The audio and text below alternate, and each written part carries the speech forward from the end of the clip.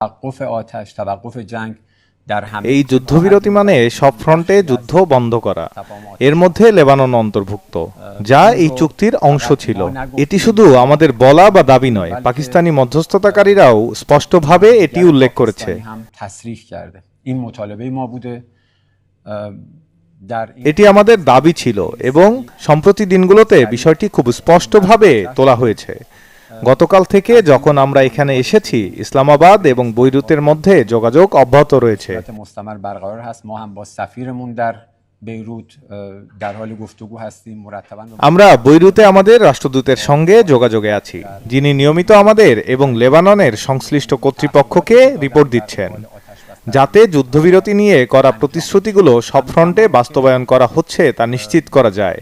دستگاه دیپلماسی داره کار خودش رو انجام میده. একই সময়ে যখন কূটনৈতিক দপ্তর তার কাজ চালিয়ে যাচ্ছে, আমরা পরিস্থিতি নিবিড়ভাবে পর্যবেক্ষণ করছি এবং সশস্ত্র বাহিনীর সঙ্গে ঘনিষ্ঠ যোগাযোগ রাখছি, যাতে যুদ্ধবিরতির কোনো ছোটখাটো লঙ্ঘনও রিপোর্ট করা যায়। যেখানে প্রয়োজন হবে, মাতৃভূমির রক্ষকরা কঠোর ও দ্রুত প্রতিক্রিয়া জানাবে।